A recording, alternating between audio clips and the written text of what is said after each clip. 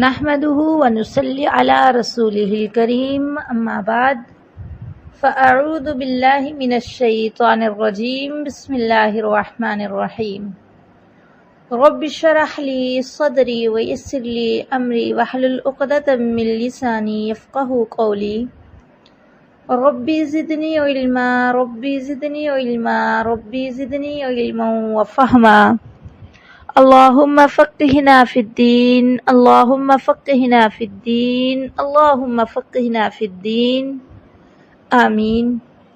آج ہم بفضل اللہ تعالی الحمدللہ پارہ نمبر 30 پڑھنے والے ہیں۔ اس پارے میں سب سے پہلی صورت ہے سورہ نبا۔ اس کے معنی ہے بڑی خبر کے۔ اس صورت میں عظیم الشان خبر یعنی قیامت کا ذکر ہے، اسی لیے اس سورہ مبارکہ کو سورۃ النبا کہا گیا۔ اس صورت میں 2 رکوع ہیں، 40 آیتیں ہیں اور یہ صورت مکی ہے۔ اس سورہ مبارکہ میں اللہ تعالیٰ نے مشرکین پر تشنیع کی ہے کہ وہ جہالت کی بنا پر قیامت کا انکار کرتے ہیں۔ پھر اللہ تعالیٰ نے اپنی آیات اور اپنی قدرت بیان فرمائی کہ اس نے ان کو اور کائنات کی ہر چیز کو پیدا کیا، وہی ان کو موت دیتا ہے اور پھر قیامت کے روز ان کو دوبارہ زندہ کرے گا، اور مومنوں اور کافروں سے ان کے اعمال جو نیک ہوں یا بد ہوں ان کا حساب لے کر ان کو جزا اور سزا عطا کرے گا۔ اس کے بعد اسی پارہ میں ہے سورہ نازیات۔ اس سورہ مبارکہ کی ابتدا لفظ النازیات سے ہوئی، جس کے معنی ہے روح کو بدن کی رگ رگ سے کھینچ کر نکالنا۔ یہ سورہ اسی نام سے مشہور ہو گئی۔ اس سورہ میں 2 رکوع 46 آیتیں ہیں اور یہ سورہ مبارکہ مکہ میں نازل ہوئی۔ اس میں عقیدہ توحید کا بیان ہے، رسالت کا اس بات ہے، مرنے کے بعد دوبارہ جی اٹھنا اور حشر و نشر کے دلائل اور شواہد ہیں۔ اور اس کے علاوہ دیکھیں اس صورت میں خاص طور پر بے چینی، اضطراب اور بدحواسی کا ذکر ہے جو قیامت کے روز لوگوں پر طاری ہوگی۔ نیز جزا اور سزا اور مومنین اور مجرمین کا فرق بھی بیان کیا گیا۔ اس کے بعد اسی پارہ میں ہے سورہ عباسہ۔ اس کو سورہ عباسہ اس لیے کہتے ہیں کہ اس کے نزول کا سبب عبوس یعنی ترش روئی تھی، یعنی تھوڑی سی ناگواری چہرے پہ آ جانا، ٹھیک ہے۔ اور اس سورہ میں 42 آیتیں ہیں اور یہ سورت مکہ میں نازل ہوئی۔ اس سورہ مبارکہ میں رسالت کا اس بات ہے اور مرنے کے بعد دوبارہ اٹھنا اور دلائل قدرت کا بیان ہے۔ اس کے بعد ہے سورہ تکویر۔ سورہ تکویر اس سورہ کی پہلی آیت میں لفظ کورت ہے، جس کے معنی بے نور اور بیکار ہونے کے۔ اسی مناسبت سے اس سورہ مبارکہ کا نام سورہ تکویر پڑ گیا۔ اس میں 26 آیتیں ہیں اور یہ سورت مکی ہے۔ اس سورہ مبارکہ میں کیا ہے؟ اس سورہ مبارکہ میں ان ہولناک مناظر کا بیان ہے جو قیامت کے دن پیش آئیں گے۔ انہی حوادث کے ذریعے تمام نظام عالم درہم برہم ہو جائے گا۔ اور اس سورہ مبارکہ کے آخر میں اللہ کے نبی صلی اللہ علیہ وسلم کے وہ خاص احوال اور اوصاف ہیں جو نزول وحی کے وقت پیش آئے تھے۔ اس کے بعد دیکھیں اس کے بعد ہے سورہ الانفطار۔ اس سورہ کی پہلی آیت میں لفظ انفطرت آیا ہے، جس کے معنی پھٹ جانے کے ہیں، اور اسی مناسبت سے اس سورہ مبارکہ کا نام بھی یہی پڑ گیا۔ تو اس سورہ مبارکہ میں 19 آیتیں ہیں، یہ سورت مکی ہے، ٹھیک ہے۔ اس میں قیامت کی ہولناک حوادث کا بیان ہے۔ نیز اس میں یہ بھی بتایا گیا کہ حشر میں نیک لوگ اور کافر لوگ، ٹھیک ہے، ان کو کیسے کیسے واقعات پیش آئیں گے۔ اس کے بعد سورہ مطففین ہے۔ اس صورت میں خاص طور پر ناپ تول میں کمی کی ممانعت کی گئی ہے اور اس کی ابتدا ہی اس مضمون سے ہوئی، اسی لیے اس سورہ مبارکہ کو سورہ مطففین کہا جاتا ہے۔ اس میں 36 آیتیں ہیں اور اس صورت کے مکی یا مدنی ہونے میں اختلاف ہے۔ بہرحال اس سورہ مبارکہ میں لین دین میں جو خیانت کرتے ہیں، دھوکہ کرتے ہیں، اس پر سخت وعید ہے۔ پھر کافروں کے احوال اور انجام کا ذکر ہے اور مومنوں کے انعام و اکرام کا بیان ہے۔ اس کے بعد اسی پارہ میں ہے سورہ انشقاق۔ اس سورت کی پہلی آیت میں لفظ انشقت آیا ہے جو انشقاق سے نکلا ہے، اسی مناسبت سے اس کا نام سورہ انشقاق پڑ گیا۔ اس میں 25 آیتیں ہیں اور یہ سورہ مبارکہ مکی ہے۔ اس سورہ میں کیا ہے؟ اس میں ایک تو قیامت کے احوال ہیں، حشر و نشر اور جزا و سزا کے مضامین ہیں، نیز غافل انسان کو اپنے ارد گرد جو حالات پیش آتے ہیں ان میں غور و فکر کی دعوت ہے اور ان سے عبرت حاصل کرنے کی ہدایت دی گئی۔ اس کے بعد ہے سورہ بروج۔ اس سورت کے شروع میں لفظ بروج آیا، اسی مناسبت سے اس کا نام البروج ہو گیا۔ اس میں 22 آیتیں ہیں اور یہ مکہ میں نازل ہوئی۔ اس سورہ مبارکہ میں کیا ہے؟ اس سورہ مبارکہ میں دوسری مکی صورتوں کی طرح عقیدہ توحید ہے، اس کے دلائل ہیں اور یہ بھی اس میں بتایا گیا کہ عقیدے کی یہ عظمت جو ہے یہ اس بات کا تقاضا کرتی ہے کہ دین اسلام کی حفاظت کے لیے ہر طرح کی قربانی دی جائے، کسی قربانی دینے سے پیچھے نہ ہٹا جائے۔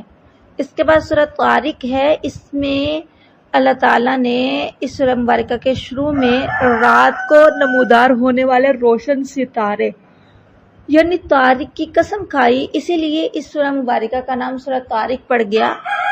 تو اس میں 17 آیتیں ہیں۔ اس سورہ مبارکہ میں توحید اور قیامت کے اسبات میں زمین و آسمان اور کواکب اور نجوم کے تغیرات کو شہادت اور حجت کے طور پر پیش کیا اور انسانی تخلیق پر غور و فکر کرنے کی دعوت دی۔ اس کے بعد سورہ اعلی ہے، اس کی ابتدا لفظ سبحہ سے ہوئی، اس لیے اس کا نام سورہ سبحہ ہو گیا اور اسی آیت میں لفظ اعلیٰ بھی ہے، اسی مناسبت سے اس کو سورۃ الاعلیٰ بھی کہتے ہیں اور یہی نام زیادہ مشہور ہے۔ اس میں 19 آیتیں ہیں اور اس سورہ مبارکہ میں کیا ہے؟ اس سورہ مبارکہ میں عظمت خداوندی اور اس کی ذات و صفات کا ذکر کر کے بتایا گیا کہ انسان کی کامیابی کا انحصار ذکر خدا اور یاد الہی میں ہے، اس لیے اسے اپنے رب کی یاد اور بندگی میں لگے رہنا چاہیے۔ نیز اس میں انسان اور دوسری مخلوقات کی انتہا کا بیان ہے، ٹھیک ہے، کہ آخر کار کمزور ہو کر ختم ہو جاتے ہیں اور ریزہ ریزہ ہو کر نیست و نابود ہو جاتے ہیں۔ اس کے بعد سورہ الغاشیہ ہے۔ اس سورت کی پہلی آیت میں لفظ غاشیہ ہے جس سے مراد قیامت ہے، اس لیے اس کا نام سورہ الغاشیہ پڑ گیا۔ غاشیہ مطلب چھپا لینے والی، اور اس میں 26 آیتیں ہیں۔ اس میں بھی دوسری مکی صورتوں کی طرح قیامت اور موت کے بعد دوبارہ اٹھنے کے احوال پر بات کی گئی، کافروں کو پیش آنے والے مصائب اور شدائد اور مومنوں کے اعزاز و اکرام کا بیان ہے، پھر اللہ تعالیٰ کی وحدانیت اور اس کے دلائل و شواہد مذکور ہیں۔ اس کے بعد ہے سورہ الفجر، ٹھیک ہے، تو اللہ تعالیٰ نے اس سورت کی ابتدا الفجر کی قسم سے کی، اسی مناسبت سے اس کا نام سورہ فجر پڑ گیا۔ اس سورہ مبارکہ میں کیا ہے؟ اس میں اللہ تعالیٰ نے بعض پچھلی قوموں کے واقعات کا اجمالی تذکرہ کیا، ان کے انکار و نافرمانی کی سزا میں عذاب الہی سے ان کی تباہی کا ذکر کیا، پھر بندوں کی آزمائش، آخرت کے احوال اور حشر کے دن واقع ہونے والے ہولناک امور کا بیان ہے۔ اس کے بعد ہے سورہ بلد۔ سورہ بلد جو ہے اللہ تعالیٰ نے اس سورت کی ابتدا مکہ معظمہ کی قسم سے فرمائی، اسی مناسبت سے اس کا نام سورہ بلد پڑ گیا، ٹھیک ہے، اور سورہ بلد میں بھی باقی مکی صورتوں کی طرح اس کے جو اہم موضوع ہیں وہ ہے عقیدہ توحید، قیامت اور جزا سزا کا اثبات۔ اس کے بعد ہے سورہ شمس۔ سورہ شمس اس سورت کی ابتدا لفظ الشمس سے ہوئی، اسی مناسبت سے اس کا نام الشمس ہو گیا، ٹھیک ہے۔ اس میں 15 آیتیں ہیں اور یہ مکی ہے، اور اس صورت میں یہ بتایا گیا ہے کہ انسان کی فطرت میں خیر و شر اور ہدایت و گمراہی کی توفیق رکھی گئی ہے۔ پھر قوم سمود کا واقعہ بطور مثال پیش کر کے مشرکین مکہ کو ان کے انجام سے ڈرایا۔ اس کے بعد ہے سورہ لیل۔ اس صورت کی ابتدا واللیل یعنی رات کی قسم سے ہوئی، اسی مناسبت سے اس کا نام صورت لیل پڑ گیا۔ اس میں 21 آیتیں ہیں، اور اس سورہ مبارکہ میں کیا ہے، اس میں خاص طور پر یہ بتایا گیا ہے کہ انسان کی عملی کوششیں مختلف قسم کی ہیں۔ ان میں سے ایک قسم ایمان، تقوی اور سخاوت و احسان کی ہے۔ جو لوگ اس راہ کو اختیار کرتے ہیں وہی کامیابی کے مستحق ہیں، اور اللہ تعالیٰ ان کے لیے یہ راستہ آسان کر دیتا ہے۔ دوسری قسم کی عملی کوشش تکذیب حق، غرور، تکبر، بخل اور حق تلفی وغیرہ ہے۔ جو لوگ اس دوسرے راستے کو اختیار کرتے ہیں وہ شقاوت اور محرومی کی منزل پر پہنچ جاتے ہیں۔ اس کے بعد سورۃ ضحیٰ ہے۔ اللہ تعالیٰ نے اس سورت کی ابتدا چاشت کے وقت کی قسم سے فرمائی، اسی مناسبت سے اس کا نام سورۃ ضحیٰ پڑ گیا۔ اس میں 11 آیتیں ہیں، اور اس سورہ مبارکہ میں کیا ہے، اس میں آپ صلی اللہ علیہ وسلم کی عظیم شخصیت کے اہم ترین اوصاف اور ان انعامات کی تفصیل ہے جن سے آپ صلی اللہ علیہ وسلم کی ذات کو نوازا گیا۔ اس کے بعد ہے سورۃ انشراح، ٹھیک ہے۔ اس سورت کی ابتدا میں آپ صلی اللہ علیہ وسلم کے قلب اطہر کے انشراح کا ذکر ہے، اس لیے اس کو سورہ انشراح کہتے ہیں۔ اور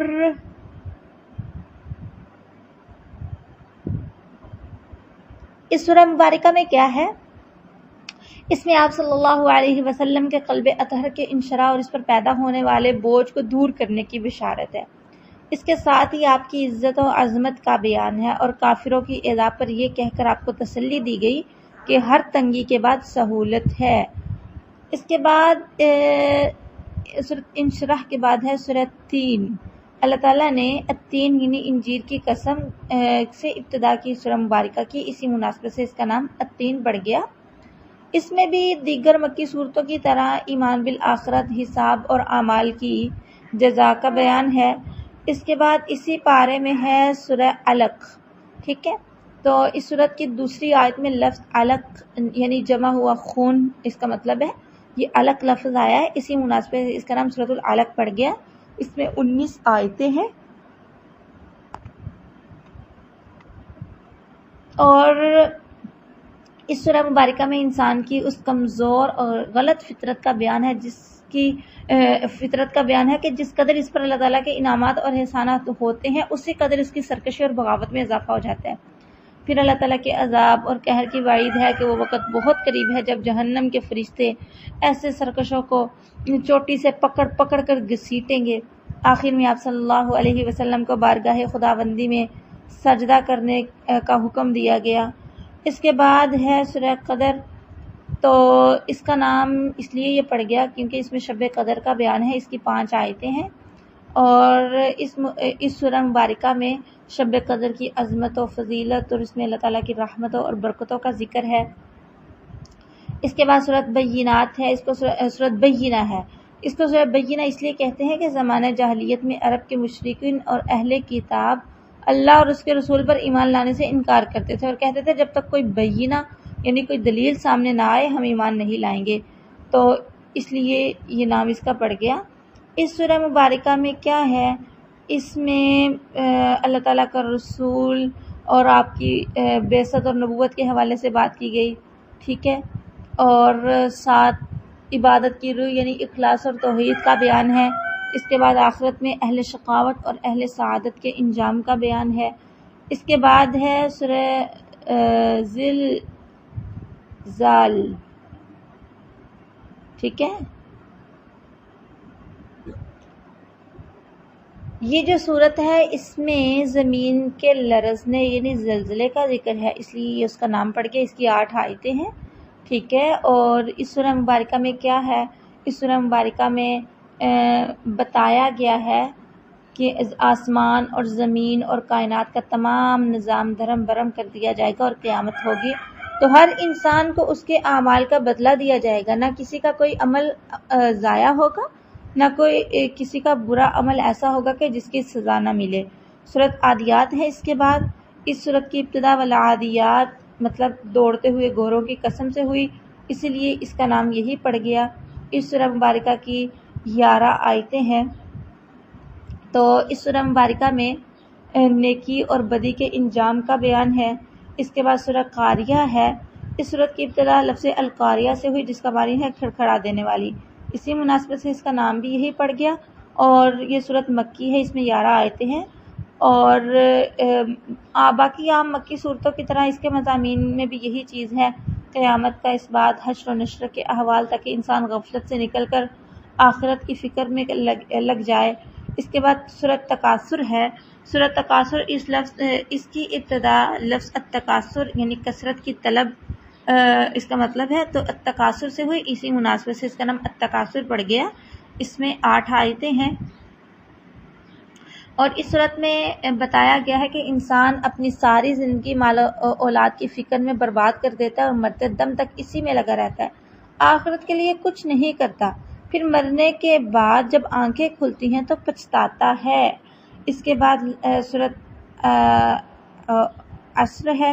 اس سورہ مبارکہ کی ابتدا والعصر سے ہوئی، اسی مناسبت سے اس کا نام پڑ گیا، ٹھیک ہے۔ اس سورہ مبارکہ میں قسم کھا کر اللہ رب العزت نے بتایا کہ کون سے انسان خسارے میں ہے اور کون سے انسان ایسے ہیں جو ان انسانوں سے مستثنی ہے، یعنی خسارے میں نہیں ہے۔ اس کے بعد سورۃ ہمزہ ہے۔ اس کا نام ہمزہ اس لیے ہے کیونکہ یہ ہمزہ کا لفظ جس میں آیا۔ اس سورہ مبارکہ میں طعن و تشریح اور عیب جوئی کی مذمت ہے اور جہنم کی آگ کی شدت کا بیان ہے۔ اس کے بعد سورۃ فیل ہے۔ اس میں صحاب فیل کا واقعہ ہے، اسی لیے اس کا نام پڑ گیا۔ اس میں 5 آیتیں ہیں اور یہ سورۃ مکی ہے۔ اس کے بعد دیکھیں تو اس کے بعد سورۃ قریش ہے۔ سورۃ قریش جو ہے اس کا نام اسی لیے پڑا کہ اس میں قریش کا ذکر ہے۔ اس میں 4 آیتیں ہیں، اور اس سورہ مبارکہ میں اللہ تعالیٰ نے جو قریش پر احسانات کیے، انعامات کیے، ٹھیک ہے، یعنی کہ اللہ تعالیٰ نے تجارتی سفر آسان اور محفوظ بنا دیے تھے، تو اس چیز کا ذکر ہے۔ اس کے بعد سورۃ الماعون ہے۔ تو الماعون اس سورت کا نام یہ اس لیے رکھا گیا کیونکہ اس میں الماعون کا لفظ آیا، تو اس کی 7 آیتیں ہیں۔ اس میں کیا ہے، اس میں کچھ چیزوں کا اللہ تعالیٰ نے حکم دیا، یا یوں کہہ لیں کہ اس سورہ مبارکہ میں اللہ تعالیٰ نے اپنے نبی صلی اللہ علیہ وسلم کو مخاطب کرتے ہوئے کہا ہے کہ آپ نے دیکھا ہے ان لوگوں کو جو قیامت کے دن کو جھٹلاتے ہیں، ٹھیک ہے، پھر ان لوگوں کی صفتیں یا عادات مذمومہ کا تذکرہ ہے۔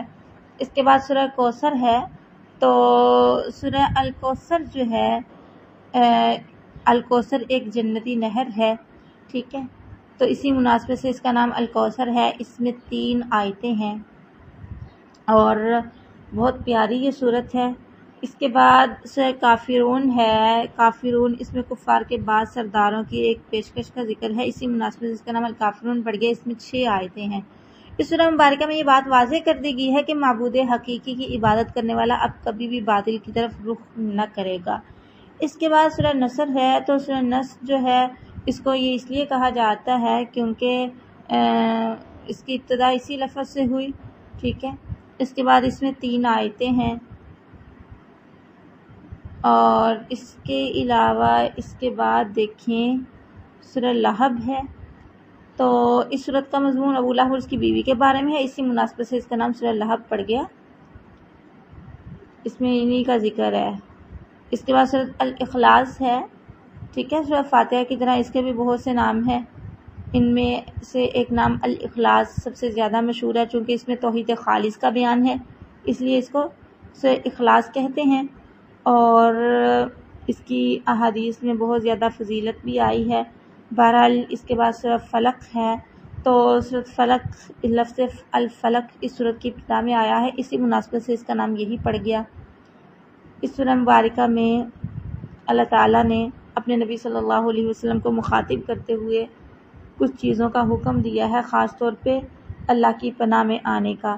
اس کے بعد سورہ ناس ہے۔ اس کا نام سورہ ناس اس لیے پڑ گیا کیونکہ اس میں قل اعوذ برب الناس یعنی ناس کا لفظ بار بار آ رہا ہے، ٹھیک ہے۔ اس میں بھی اللہ تعالیٰ نے اپنے نبی صلی اللہ علیہ وسلم کو مخاطب کرتے ہوئے اس بات کی تلقین کی کہ آپ اللہ کی پناہ میں آ جائیں۔ کن چیزوں سے وہ انشاءاللہ ہم آگے پڑھیں گے۔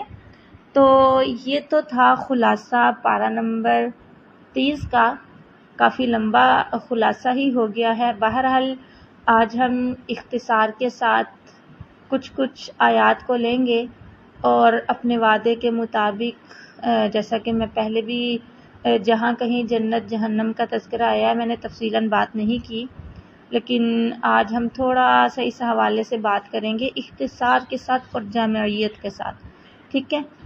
تو بات کرنے کا مقصد یہ ہوگا تاکہ جنت کی نعمتیں ہمارے سامنے آ جائیں اور جہنم کا عذاب ہمارے سامنے آ جائے اور فکر آخرت ہمیں لگ جائے، تاکہ پھر ہم جنت کے حصول کی خاطر محنتیں کر سکیں، نیکیاں کر سکیں، نیکیوں میں آگے بڑھ سکیں اور جہنم سے بچنے کی خاطر برائیوں سے رک سکیں، ٹھیک ہے؟ تو ابھی انشاءاللہ ہم شروع کرتے ہیں۔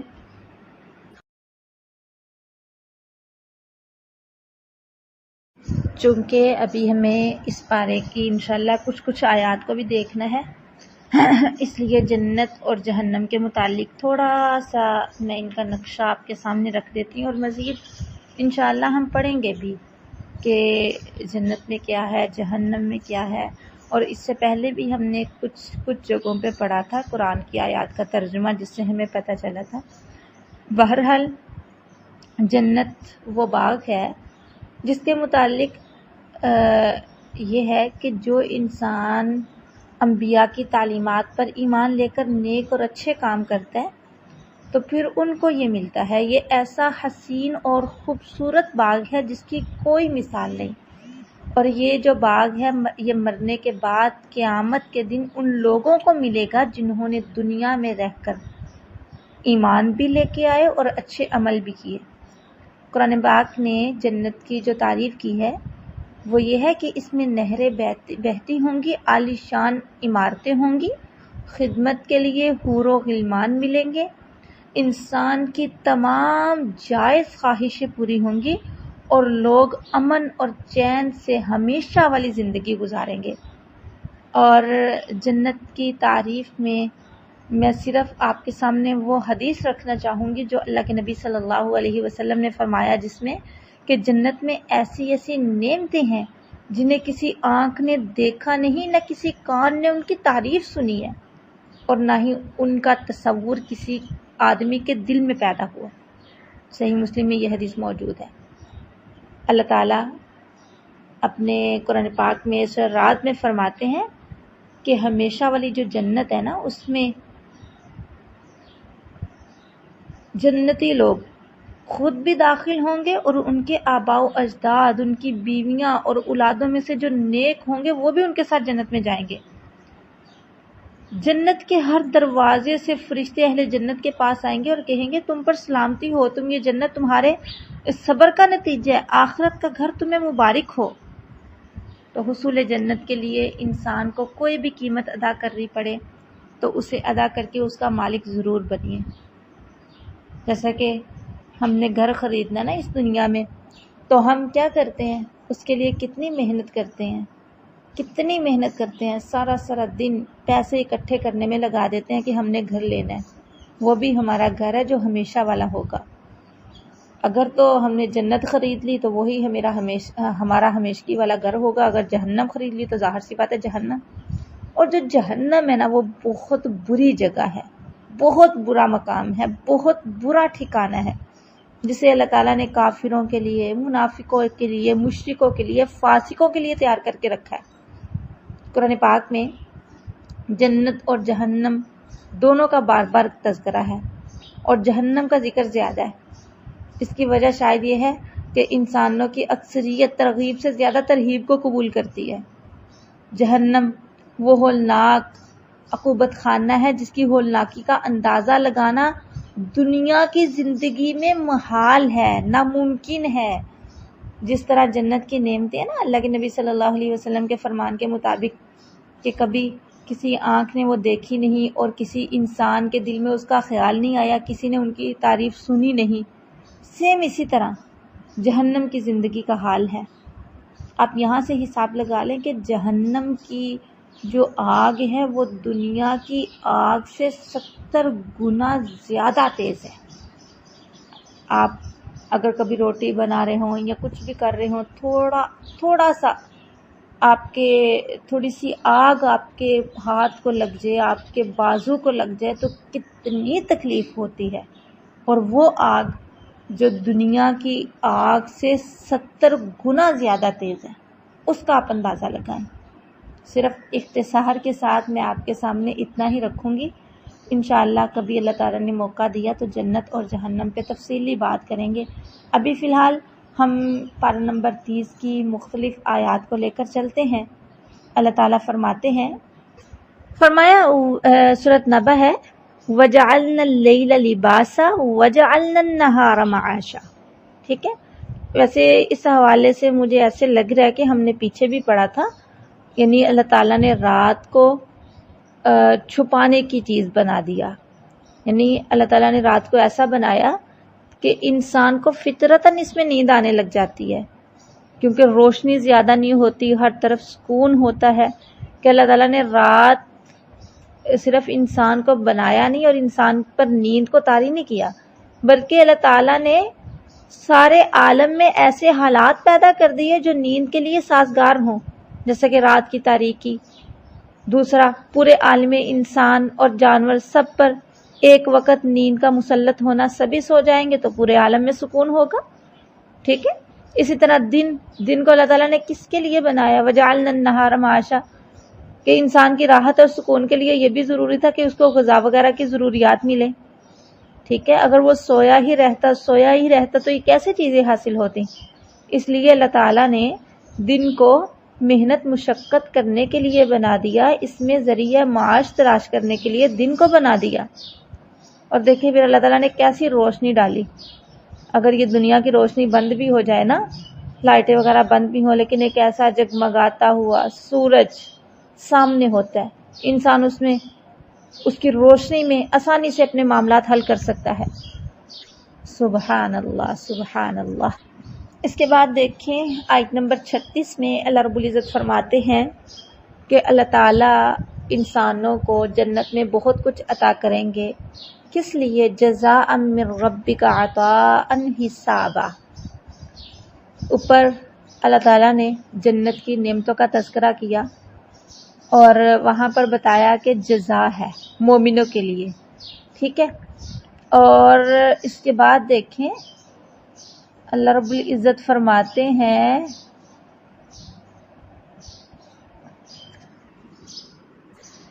فرمایا جزاء من ربک عطاء حسابا، کہ اللہ تعالیٰ یہ جو نعمتیں جنت انسان کو دیں گے یہ ان کے اعمال کی جزا ہے. جزا اصل میں اس چیز کو کہتے ہیں جو کسی چیز کے بدلے میں ہو. اور ایک اور جگہ اللہ رب العزت فرماتے ہیں کہ یہ عطا ہوگی، یعنی جنت جو اللہ تعالیٰ دیں گے نا یہ عطا ہوگی. اور عطا اس چیز کو کہتے ہیں کہ جو بطور انعام اور احسان کے ہو.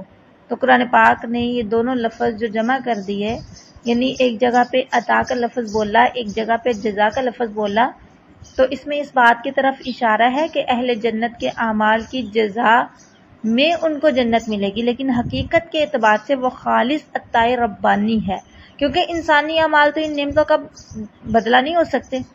ٹھیک ہے، جو ان کو دنیا میں دے دی گئی. ایک جو اللہ تعالیٰ نے ایک نعمت ہم پہ کی ہے نا، ایک نعمت، آپ آنکھوں کی نعمت سمجھ لیں، یہ ایسی نعمت ہے کہ ہم ساری زندگی بھی اللہ کی عبادت کرتے رہیں تو ہم اس ایک نعمت کا شکریہ نہیں ادا کر سکتے. ٹھیک ہے، اس کے بعد دیکھیں سورۃ عباسہ، اللہ رب العزت فرماتے ہیں کلا لما یقض ما امرہ، کلا لما یقض ما امرہ. آیت نمبر 23، اس میں تخلیق انسانی کی ابتدا انتہا اور ان میں حق تعالیٰ کی قدرت کاملہ اور انعامات کا ذکر کرنے کے بعد ناشکر انسان کو تنبیہ کی گئی کہ ان آیات الہیہ اور انعامات کا تقاضا تھا کہ انسان ان میں غور کر کے اللہ پر ایمان لاتا اور اس کے احکام کی تعمیل کرتا، مگر اس بد نصیب نے ایسا نہیں کیا. کلا لما یقض ما امرہ، اس نے ایسا نہیں کیا. تو اللہ تعالیٰ نے جو نعمتیں ہم پر نازل کی ہیں انشاءاللہ ان نعمتوں کے حوالے سے ہم نے غور و فکر سے کام لینا ہے تاکہ ہمارے دل میں اللہ تعالیٰ کی محبت بڑھے، اور جب محبت بڑھے گی تو اطاعت کا جذبہ بڑھے گا، جب اطاعت کا جذبہ بڑھے گا تو یقیناً ہم اطاعت میں لگ جائیں گے۔ اللہ تعالیٰ ہمیں ایسا ہی بنائے۔ اس کے بعد دیکھیں اللہ رب العزت فرماتے ہیں فَإِذَا جَاءَتِ الصَّاخَّةُ يَوْمَ يَفِرُّ الْمَرْءُ مِنْ أَخِيهِ، یعنی جب ساخہ آ جائے گی۔ ساخہ ایسے شور اور سخت آواز کو کہتے ہیں جس سے انسان کے کان بہرے ہو جائیں، مطلب قیامت کا شور، کانوں کو بہرا کر دینے والی آ جائے گی۔ اس دن حال کیا ہوگا؟ حشر کے میدان میں، محشر کے میدان میں، یوم یفر المرء من اخی، ہر شخص اپنے فکر میں ہوگا، نفسی نفسی کا عالم ہوگا۔ دنیا میں جو رشتے ناتے ہیں ایسے جو آج ایک دوسرے پر اپنی جان تک قربان کرنے کے لیے تیار ہیں، لیکن اس دن ہر شخص اپنی ایسی فکر میں مبتلا ہوگا کہ کسی کو کسی کی خبر نہیں ہوگی۔ انسان اپنے بھائی سے، ماں باپ سے، بیوی اولاد سے منہ چھپاتا پھرے گا، بھاگتا پھرے گا۔ دنیا میں کتنا ہم تعاون کرتے ہیں ایک دوسرے کا، لیکن وہاں پر ایسا نہیں ہوگا۔ اللہ تعالیٰ اس دن ہمیں اپنی حفظ و امان میں رکھے۔ اللہ تعالیٰ اس دن ہمیں اپنا ساتھ عطا فرمائے، اپنے عرش کے سائے تلے جگہ دے، آمین۔ اس کے بعد دیکھیں اللہ رب العزت فرماتے ہیں کچھ قیامت کے حالات کا تذکرہ ہے۔ اگر کبھی آپ کو ٹائم ملے نا تو آپ 30ویں پارے کا ترجمہ ضرور پڑھیے گا۔ خالی ترجمہ بھی پڑھیں گے نا آپ کو انشاءاللہ پتہ چل جائے گا کہ اللہ تعالیٰ نے کس طریقے سے قیامت کی ہولناکی کا ذکر کیا ہے، اور ہولناکی کا ذکر کر کے انسان کو فکر آخرت کی دعوت دی۔ دل تو چاہتا تھا میں پورا اس پارے کا ترجمہ کر دوں، لیکن وقت بہت زیادہ درکار تھا۔ بہرحال پڑھیے گا ضرور۔ اللہ رب العزت نے کچھ قیامت کے احوال ذکر کرنے کے بعد فرمایا علمت نفس ما احضرت، یعنی اس وقت ہر انسان جان لے گا کہ وہ اپنے ساتھ کیا سامان لایا۔ سامان سے مراد اس کا نیک یا بد عمل ہے، کہ وہ سب اعمال اس کے سامنے آ جائیں گے جو دنیا میں کیے تھے، ٹھیک ہے، وہ چھوٹے ہوں بڑے ہوں، نیکی کے ہوں بدی کے ہوں، تمام کا تمام انسان کے سامنے آ جائے گا۔ انسان اس دن خود جان لے گا کہ میں نے اپنے لیے آگے کیا بھیجا ہے۔ بالکل سیم اسی طرح کا مضمون آگے والی صورت میں بھی ہے جو کہ سورہ الانفطار ہے۔ اللہ رب العزت فرماتے ہیں علمت نفس ما قدمت واخرت، جان لے گی ہر نفس، جان لے گی ہر جان کہ کیا اس نے آگے بھیجا اور کیا اس نے پیچھے چھوڑا۔ پھر اللہ تعالیٰ انسان کو مخاطب کرتے ہوئے کہتے ہیں ما غرک بربک الکریم الذی خلقک فسواک فعدلک فی ای صورت ما شاء رکبک۔ آیت نمبر 6، 7 اور 8 دیکھیں۔ اللہ فرماتے ہیں آدمی، اے انسان، کس چیز نے تجھے دھوکے میں ڈال دیا اللہ رب العزت کی ذات کے حوالے سے؟ ہے اللہ کی ذات تو وہ ذات تھی جس نے تجھے ٹھیک ٹھاک کیا، تجھے برابر کیا، تجھے پیدا کیا، پھر جس صورت میں اس نے تجھے چاہا جوڑ دیا، اور تو آج اس رب کو بھولے بیٹھا ہے۔ انسان کے ساتھ شکوہ ہے، شکایت ہے کہ دیکھو آج میری مانتے ہی نہیں، میرے نبی کی پیروی ہی نہیں کرتے، حالانکہ میں تو وہ ذات ہوں جس نے تمہیں وجود بخشا، تم کچھ نہیں تھے، میں نے تمہیں کیا کچھ نہیں عطا کیا۔ اللہ تعالی ہمیں اپنے فرما بردار بندوں میں شامل فرمائے۔ اس کے بعد دیکھیں سورہ مطففین ہے، اس میں بھی اللہ رب العزت فرماتے ہیں، فرمایا کچھ اللہ کے نیک بندے ہیں جو علیین میں ہوں گے۔ آپ کو کیا خبر کہ کیا ہے علیین؟ ایک دفتر ہے لکھا ہوا، اس کو دیکھتے ہیں نزدیک والے فرشتے۔ بے شک نیک لوگ آرام میں ہوں گے، تختوں پر بیٹھے ہوں گے، جنت کے حالات ہیں۔ تعریف فی وجوہہم نظرۃ النعیم، پہچان لے گا تو ان کے منہ پر تازگی اور آرام کی وجہ سے، یعنی تو پہچانے گا ان کے چہروں پر کس چیز کو؟ تازگی اور آرام کو، تازگی آرام کو۔ تو اس سے کیا پتہ چلتا ہے انسان کے اوپر جو حالات آتے ہیں نا اس کے چہرے سے بھی ظاہر ہوتے ہیں۔ اس دن ان کے چہروں سے خوشی کے آثار جھلکتے ہوں گے۔ یسقون من رحیق مختوم، ان کو پلائی جاتی ہے شراب خالص، مہر لگی ہوئی، جس کی مہر کس چیز کی ہے؟ مسک یعنی کستوری کی، اللہ تعالیٰ فرماتے ہیں جنت کے حالات بیان کر کے فرمایا وَفِي ذَلِكَ فَلْيَتَنَافَسِ الْمُتَنَافِسُونَ، اسی میں آگے بڑھیں، ٹھیک ہے، رغبت رکھنے والے. وَمِزَاجُهُ مِن تَسْنِيمٍ عَيْنٍ يَشْرَبُ بِهَا الْمُقَرَّبُونَ، وہ ایک ایسا چشمہ ہے جس سے پیتے ہیں نزدیک والے لوگ. اس کے بعد مجرموں کے حالات ہیں. اللہ تعالی ہمیں ان سے محفوظ فرمائے. اللہم لا تجعلنا منہم، اللہم اجعلنا، اللہ تعالی ہمیں جنتی لوگوں میں شامل فرمائے. آمین یا رب العالمین. اس کے بعد دیکھیں سورہ بروج ہے، اس میں ذکر ہے. اچھا، اس میں نا ایک واقعہ کی طرف اشارہ کیا گیا. ایک واقعہ اللہ تعالیٰ نے اختصار کے ساتھ ذکر کیا ہے. یہ واقعہ حدیث کی کتاب میں بھی آتا ہے کہ جس کا خلاصہ میں آپ کے سامنے رکھتی ہوں کہ کوئی کافر بادشاہ تھا، اس کے پاس کوئی کاہن تھا. ٹھیک ہے، کاہن اس کو کہا جاتا ہے جو شیاطین کے ذریعے یا ستاروں کے آثار کے ذریعے سے کچھ مستقبل کی خبریں معلوم کر کے لوگوں کو بتائے. تو اس کاہن نے بادشاہ سے کہا کہ مجھ کو ایک ہوشیار لڑکا دیا جائے تو میں اس کو اپنا علم دے دوں. بہرحال ایک لڑکا تجویز کیا گیا. تو اس کے راستے میں ایک راہب یعنی عیسائی پادری رہتا تھا. ٹھیک ہے، یہ اسلام سے پہلے کی بات ہے. اب تو اسلام ہے نا، پہلے عیسائیت تھی، یہودیت تھی. بہرحال وہ عیسائی پادری اللہ کا بڑا نیک بندہ تھا، اور اس زمانے میں حضرت عیسیٰ علیہ السلام ہی کا دین تھا تو وہ اسی پر تھا. تو یہ راہب اسی پر قائم عبادت گزار تھا. وہ لڑکا اس کے پاس آنے جانے لگا اور خفیہ مسلمان ہو گیا. ایک بار اس لڑکے نے دیکھا کہ کسی شیر نے راستہ روک لیا ہے اور اللہ تعالیٰ کی مخلوق کو پریشان کیا ہوا. تو اس نے ایک پتھر ہاتھ میں لے کر دعا کی کہ اللہ، اگر راہب کا دین سچا ہے تو یہ جانور میرے پتھر سے مارا جائے، اور اگر کاہن سچا ہے تو نہ مارا جائے. اور یہ کہہ کر وہ پتھر مارا تو شیر کو لگا اور وہ ہلاک ہو گیا. لوگوں میں شور ہو گیا کہ لڑکے کو کوئی عجیب علم آتا ہے. کسی اندھے نے سنا، آ کر درخواست کی کہ میری آنکھیں اچھی ہو جائیں. لڑکے نے کہا کہ شرط یہ کہ تم مسلمان ہو جاؤ. اس نے اسلام قبول کیا. لڑکے نے دعا کی، وہ اچھا ہو گیا، مسلمان ہو گیا. بہرحال بادشاہ کو خبریں پہنچی تو اس راہب کو اور لڑکے کو اور اس نابینا کو گرفتار کر کے بلایا. اس نے راہب اور نابینے کو تو قتل کر دیا اور لڑکے کے لیے حکم دیا کہ پہاڑ کے اوپر لے جا کر گرا دیا جائے. مگر جو لوگ اس کو لے کر گئے وہ خود گر کر ہلاک ہو گئے اور لڑکا صحیح سالم رہا. پھر بادشاہ نے سمندر میں غرق کرنے کا حکم دیا، وہ تب بھی بچ گیا. ٹھیک ہے، جو لے کر گئے تھے وہ ڈوب گئے. پھر خود لڑکے نے بادشاہ سے کہا کہ مجھ کو بسم اللہ کہہ کر مارو تو میں مر جاؤں گا. چنانچہ ایسا ہی کیا گیا اور لڑکا مر گیا.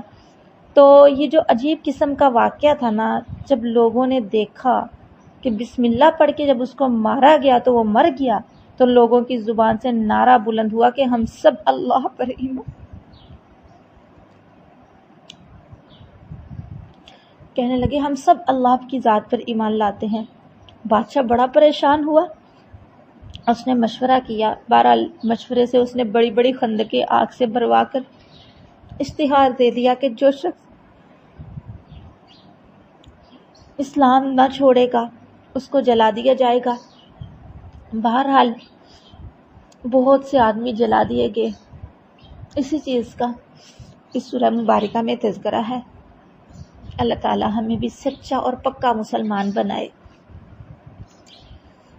ہمارا حال کیا ہے؟ تھوڑے سے حالات ڈگمگائے، بس باتیں کرنے لگ گئے ہیں ہماری تو قسمت میں ہی یہ ہے.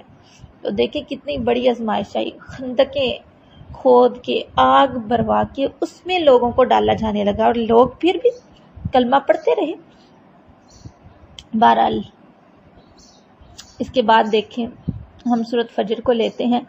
سورۃ فجر کے آخر میں جائیں، اللہ فرماتے ہیں یومئذ یتذکر الانسان وانیٰ لہ الذکریٰ. فرمایا کافر کو اس روز سمجھ آ جائے گی کہ مجھے دنیا میں کیا کرنا تھا اور میں نے کیا کر دیا. مگر اس وقت یہ سمجھ آنا بالکل بے فائدہ ہوگا، کیونکہ عمل اور اصلاح حال کا زمانہ تو گزر چکا. اب دارالعمل نہیں بلکہ آخرت دارالجزا ہے. اللہ فرماتے ہیں تب کہے گا یا لیتنی قدمت لحیاتی، کاش میں نے اپنی اس ہمیشہ والی زندگی کے لیے کچھ آگے بھیجا ہوتا. پھر اس کے بعد اس وقت کا ذکر ہے جب مومن کی روح کو قبض کیا جاتا ہے، یعنی وقت موت کا تذکرہ ہے. یقین جانے یہ پارہ نمبر 30 انسان کو بہت جھنجھوڑنے والا ہے، انسان کے اندر فکر آخرت کو پیدا کرنے والا ہے۔ اللہ رب العزت فرماتے ہیں یا ایتھا النفس المطمئنہ ارجعی الی ربک راضیۃ مرضیہ فادخلی فی عبادی وادخلی جنتی۔ مومن کی روح کو نفس مطمئنہ کہا گیا۔ میں پہلے بتا چکی نا نفس کی کتنی قسمیں ہیں۔ مطمئنہ کے معنی ساکنہ کے ہیں، مراد وہ نفس جو اللہ تعالیٰ کے ذکر اور اس کی اطاعت سے سکون اور قرار پاتا ہے، اور جب وہ نفس اللہ کا ذکر نہ سنے، اللہ کی اطاعت نہ کرے تو بے چینی محسوس کرتا ہے۔ اور یہ وہی نفس ہو سکتا ہے نا جو ریاضات مجاہدات کر کے اپنی بری عادات اور اخلاق رذیلہ کو دور کر چکا ہو، ظاہر سی بات ہے، اور اطاعت حق اور اللہ کا ذکر اس کا مزاج اور شریعت اس کی طبیعت بن جاتی ہے۔ دیکھیں جب انسان نے بڑے مجاہدات کیے ہوں، بڑی محنتوں کے ساتھ اپنے نفس کو درست کیا ہو، تو پھر نفس کی یہی کیفیت ہوتی ہے کہ اگر وہ اللہ کی اطاعت کرتا ہے تو اس کو سکون ملتا ہے۔ جیسے کہ ہماری عادت میں کوئی چیز شامل ہو جائے نا، ہماری عادت میں کوئی چیز شامل ہوگی، جب تک ہم وہ کام نہیں کر لیتے ہمیں سکون نہیں ملتا۔ سیم نفس کی بھی یہی کیفیت ہوتی ہے کہ اطاعت کرتا ہے تو سکون ملتا ہے، اطاعت نہ کرے تو سکون ہی نہیں ملتا۔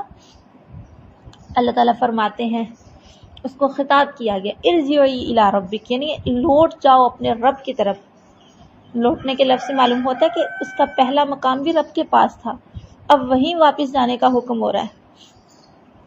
کس حالت میں لوٹنا ہے؟ راضیۃ مرضیہ، یعنی یہ نفس اللہ سے اس کے تشریعی احکامات پر راضی ہے، اور اللہ تعالیٰ بھی اس سے راضی ہے، کیونکہ بندے کا تعلق اللہ تعالیٰ کے تقریری احکام پر راضی ہونا ہی ہے، یہی اس کی علامت ہے۔ اللہ تعالیٰ اس سے راضی ہے، اگر اللہ اس سے راضی نہ ہوتا تو اس کو رضا بالقضاء کی توفیق ہی نہ ہوتی۔ یہ نفس اپنی موت کے وقت موت پر بھی راضی اور خوش ہوتا ہے۔ اللہ کے نبی صلی اللہ علیہ وسلم کی ایک حدیث یاد آئی، اس کا مفہوم میں آپ کے سامنے رکھتی ہوں۔ آپ صلی اللہ علیہ وسلم نے فرمایا، جو شخص اللہ تعالیٰ سے ملنے کو پسند کرتا ہے تو اللہ تعالیٰ بھی اس سے ملنے کو پسند کرتا ہے، اور جو اللہ تعالیٰ کی ملاقات کو ناپسند کرتا ہے اللہ تعالیٰ بھی اس کی ملاقات کو پسند نہیں کرتا۔ تو آگے کسی نے پوچھا کہ اللہ تعالیٰ سے ملنا تو موت ہی کے ذریعے سے ہوتا ہے، لیکن موت تو کسی کو بھی پسند نہیں ہوتی۔ تو آپ صلی اللہ علیہ وسلم نے فرمایا کہ مومن کو موت کے وقت فرشتوں کے ذریعے اللہ تعالیٰ کی رضا اور جنت کی بشارت دی جاتی ہے، جس کو سن کر اس کو موت زیادہ محبوب ہو جاتی ہے، اور جب کافر کو موت آتی ہے تو اس کو موت کے وقت بتایا جاتا ہے عذاب اور سزا کے بارے میں، تو اس لیے اس وقت موت سے بڑھ کر کوئی چیز اس کو بری محسوس نہیں ہوتی۔ بہرحال اس سے کہا جائے گا جو نفس مطمئنہ ہے، فادخلی فی عبادی وادخلی جنتی، نفس مطمئنہ کو خطاب ہوگا میرے خاص بندوں میں شامل ہو جاؤ، میری جنت میں شامل ہو جاؤ، میری جنت میں داخل ہو جاؤ۔ اس میں دیکھیں اللہ تعالیٰ کے صالح اور مخلص بندوں میں شامل ہونے کا ذکر ہے، پھر جنت میں داخل ہونے کا ذکر ہے۔ اس میں اشارہ پایا جاتا ہے کہ جنت میں داخل ہونا اس پر موقوف ہے کہ پہلے اللہ کے صالح مخلص بندوں میں شامل ہو، ٹھیک ہے، ان سب کے ساتھ ہی جنت میں داخلہ ہوگا۔ تو اس سے یہ بھی معلوم ہوا کہ جو دنیا میں نیکوں کی صحبت اختیار کرتا ہے، یہ علامت اس کی ہے کہ یہ بھی ان کے ساتھ جنت میں جائے گا۔ پیچھے ہم نے دعا پڑھی تھی نا حضرت سلیمان علیہ السلام کی، انہوں نے کیا کہا تھا؟ وَأَدْخِلْنِي بِرَحْمَتِكَ فِي عِبَادِكَ الصَّالِحِينَ۔ صحبت صالح بہت اہمیت کی حامل ہے۔ آج کل جو ہم اللہ سے دور ہوئے بیٹھے ہیں نا، اس کی اہم وجہ یہ بھی ہے کہ ہم نے نیکوں کی صحبت ترک کر دی۔ ہر کام آن لائن، پڑھنا پڑھانا سب کچھ، سیکھنا سکھانا آن لائن، اس میں پھر صحبت نہیں نا ملتی، استاد کی صحبت نہیں ملتی، نیک بندے کی صحبت نہیں ملتی۔ اسی لیے ہمارے علم ہمارے عمل بھی ویسے ہیں۔ دیکھیں ایک بندہ استاد کی صحبت میں رہ کے پڑھتا ہے، کسی نیک بندے کی صحبت میں رہ کے پڑھتا ہے، وہ اس کی تربیت اور ہوگی، اور ایک بندہ جو آن لائن کام کرتا ہے اس کی تربیت اور ہوگی۔ قرآن و حدیث میں نیک بندے کی صحبت پہ بہت زیادہ ابھارا ہے اور اہمیت کو اجاگر کیا ہے کہ نیک بندے کی صحبت میں کیا اثر ہے۔ بہرحال اللہ تعالیٰ ہمیں نیکوں کی صحبت عطا فرمائے. احب الصالحین ولست منہم.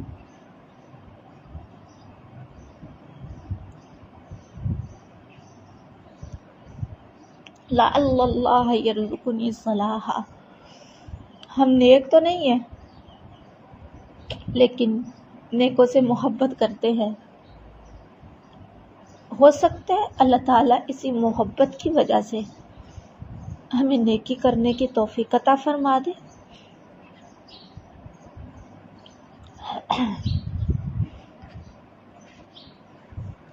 اللہ تعالیٰ ہمیں نیک لوگوں میں شامل فرمائے. اس کے بعد دیکھیں سورۃ بلد کو ہم لے کے چلتے ہیں. اللہ رب العزت فرماتے ہیں لقد خلقنا الانسان فی کبد. لقد خلقنا الانسان فی کبد. کبد کے لفظی معنی محنت اور مشقت کے ہیں.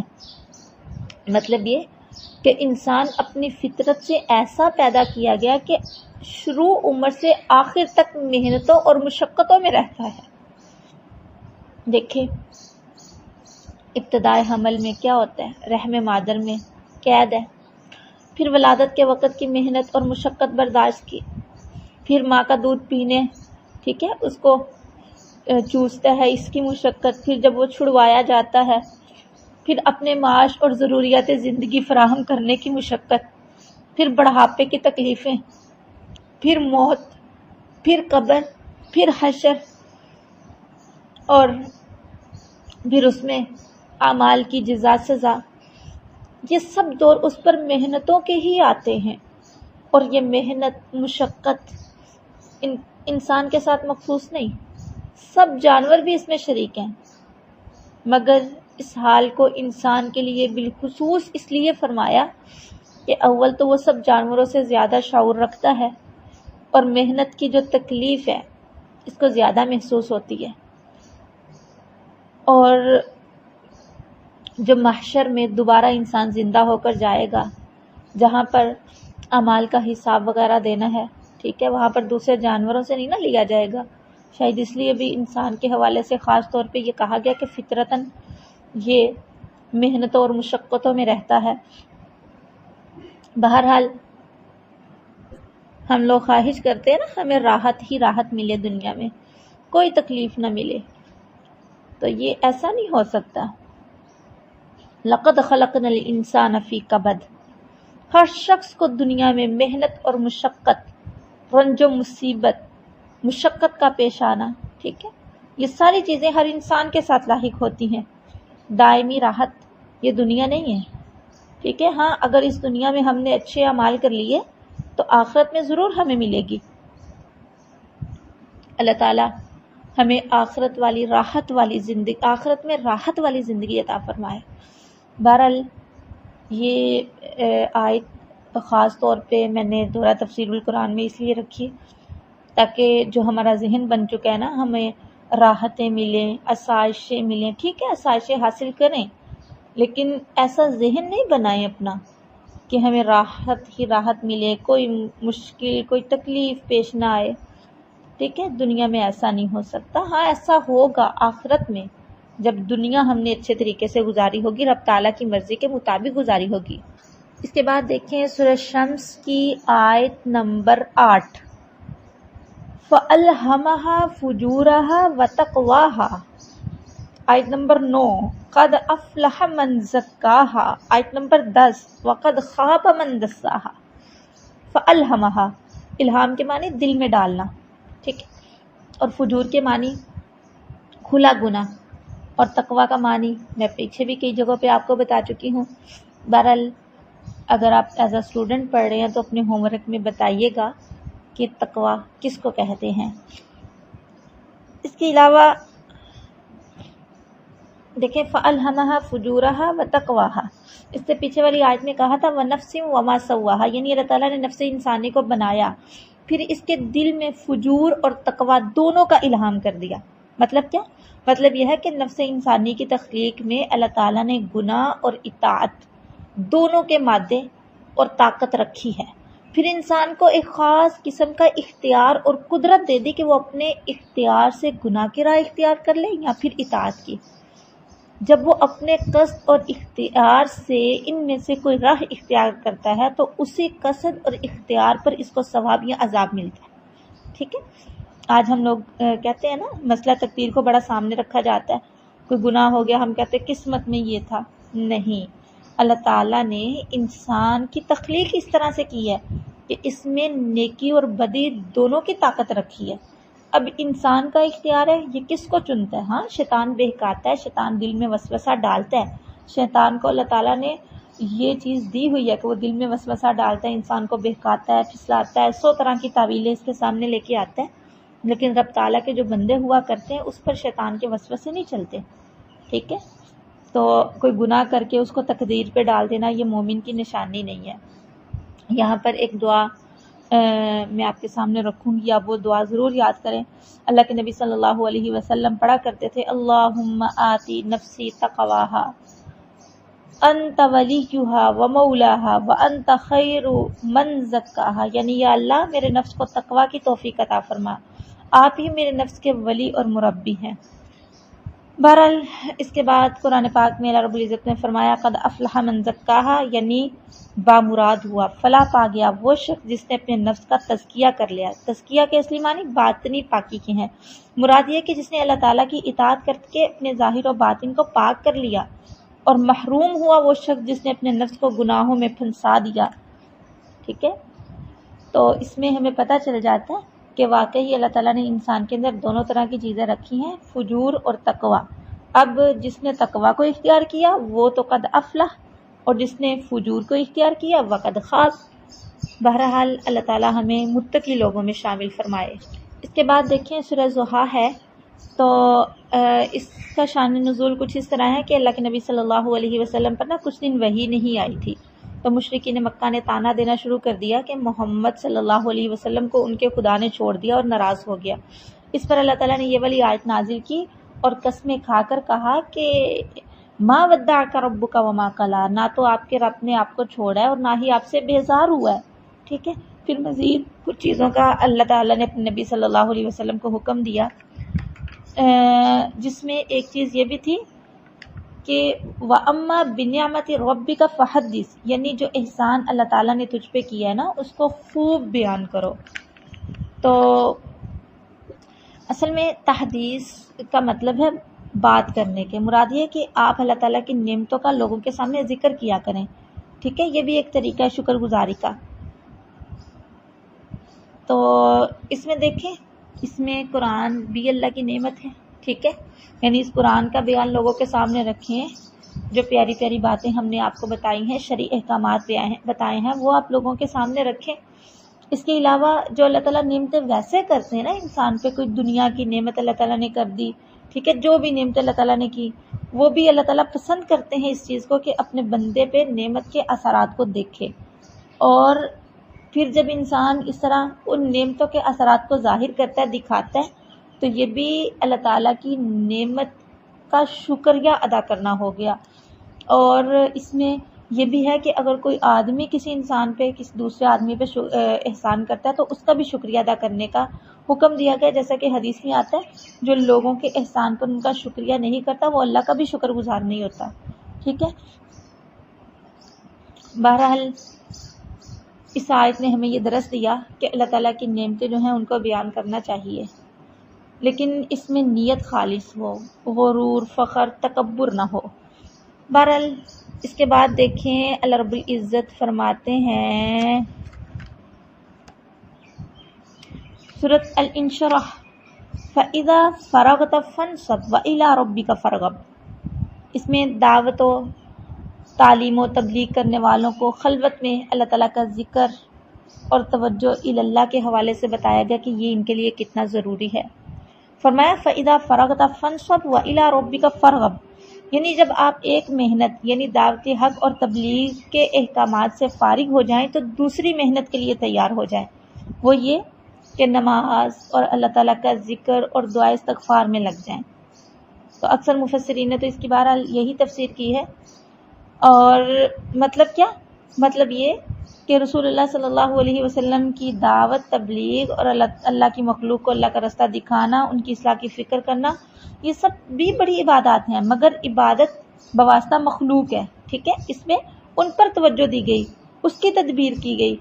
تو آپ صرف اسی پر قناعت نہ کریں، بلکہ جب بھی فرصت ملے تو بلا واسطہ بھی اللہ کی عبادت کریں۔ اور بلا واسطہ کیا؟ اللہ کی عبادت، بالکل اللہ کی طرف متوجہ ہو جائیں، اللہ تعالیٰ کا ذکر کریں، اور اسی طرح اللہ تعالیٰ کی عبادت کریں، نمازیں پڑھیں، اللہ تعالیٰ کو وقت دیں، ٹھیک ہے۔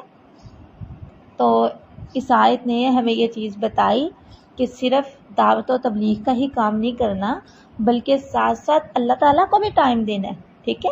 جو ہم دعوت و تبلیغ کا کام کرتے ہیں وہ بھی عبادت ہے، بہت بڑی عبادت ہے، لیکن ساتھ ساتھ دوسری عبادت کو بھی اگنور نہیں کرنا۔ یہاں پر میں بات کرنا چاہوں گی بعض ایسے لوگوں کی کہ ہم میں ہی کچھ ایسے لوگ ہیں جو دعوت و تبلیغ کے کام میں ایسے مصروف ہوتے ہیں کہ فرض تک کو اگنور کر دیتے ہیں۔ یہ تو پھر نفلی چیز ہے نا، کہ پوری توجہ اللہ کو دینا، ٹھیک ہے۔ فَإِذَا فَرَغْتَ فَانْصَبْ، جب آپ فارغ ہو جائیں تو فارغ ہونے کے بعد جو کام کیا جاتا ہے، ٹھیک ہے، وہ تو نفلی ہوتا ہے نا۔ تو فرضی کام کون سا ہوتا ہے؟ جس کا ایک وقت مقرر ہو۔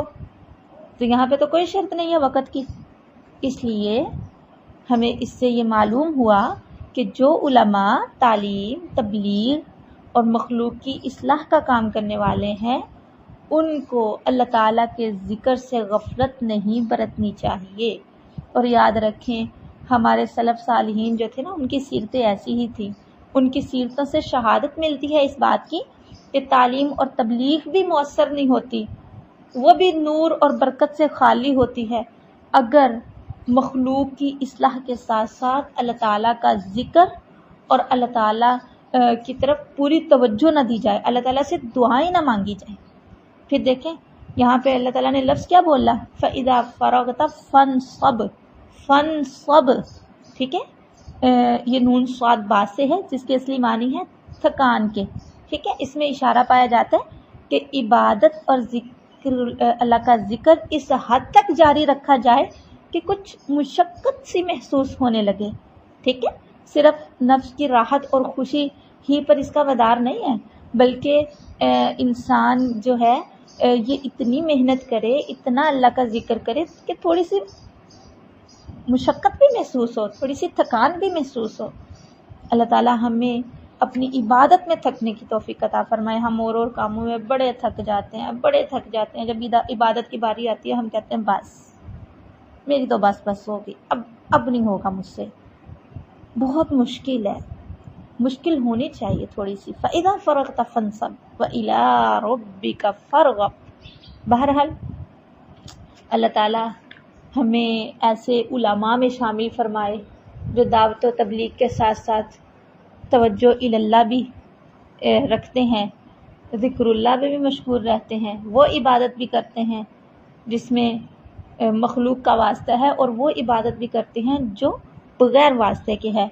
اس کے بعد سورۃ علق، ٹھیک ہے، اس کی ابتدائی آیات وہ ہیں جو شروع میں نازل ہوئیں جب اللہ کے نبی صلی اللہ علیہ وسلم پر وحی کا نزول ہوا، ٹھیک ہے۔